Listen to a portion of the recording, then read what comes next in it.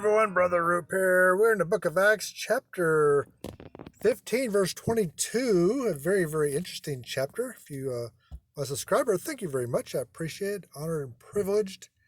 If you like these little short videos, 5-10 minutes long, go ahead and subscribe, ring the bell. So, chapter 15 of the book of Acts, verse 22. They had just finished the church conference. Gentiles were coming in the church in droves now because of Paul and Barnabas, and they had to deal with Gentiles. What do we do with these Gentiles? Do we make them Jews or what? And they decided to leave them alone. Let them be them. Let Gentiles be Gentiles. They're not going to change them to Jews. They're not going to require circumcision or to attend the Jewish festivals or anything like that. They come to synagogue, learn about Jesus and the Torah, but that's it. They're not going to be. And they gave them a few extra rules so they don't offend the Jewish brethren. And we went that in verse 20.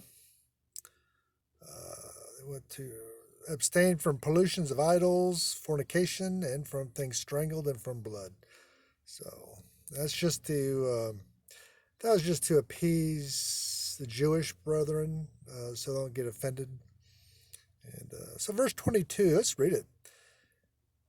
Then pleased it the apostles and elders with the whole church to send chosen men of their own company to Antioch with Paul and Barnabas, namely Judas, surname Barsabbas, and Silas, chief men among the brethren. So don't confuse Barnabas with Barsabbas. So they're a little pretty similar. So first time I read this verse, I confused the two. So that's probably why they call him Judas. Confuse him with Barnabas. So let's see here. Let's go through it line by line here. Then it pleased. It seemed fit to proper to them, the apostles and elders, to whom the business had been particularly referred to, with the whole church, all the Christians who were there assembled together. They concurred in the sentiment and expressed their agreement in the letter that was sent. We'll see that in verse 23.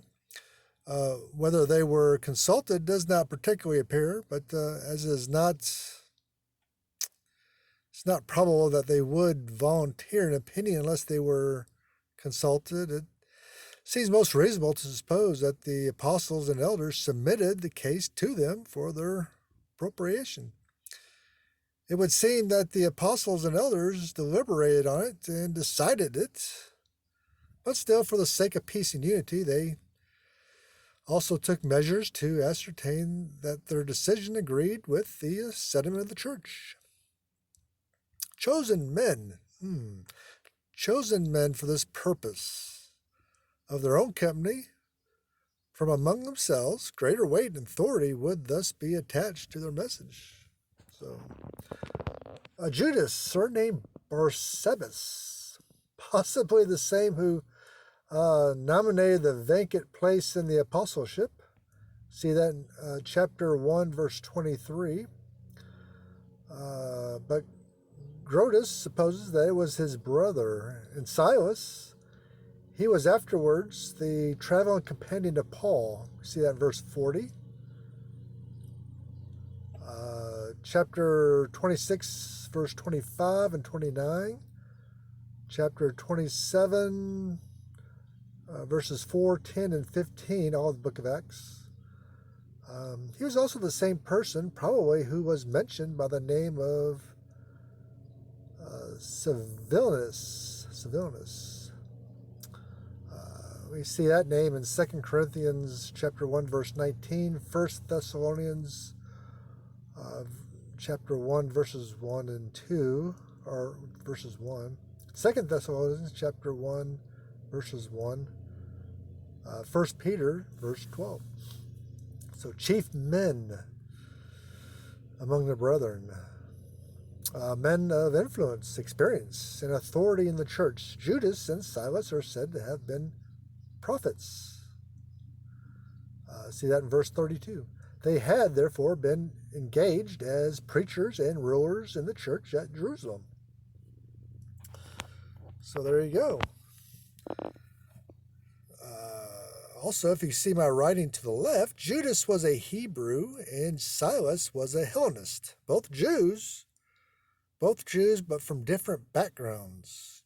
Judas was a Jew from Israel, and Silas was a Jew who was more of a Greek culture. And you know something? I don't think that was a mistake. I think that was on purpose. They're sending a letter to the Gentiles and Jews in Antioch and so in the church in Antioch had Greeks and or Gentiles and Jews in it. So what better statement than sending two Jews, but one of Hebrew origin and one of a Greek origin. So I think that was very diplomatic of them. And you see the red lettering, the red line indicates a change of context. A change of context. And that's something I draw throughout my Bible. That means the context has changed. Verse 21 and before, they were in the church conference.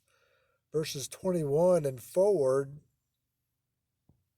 church conference is over, and they're outside the church conference, and they're doing something else. The context has changed. So there you go. Very interesting verse. Very, very interesting verse. Thank you, and God bless you.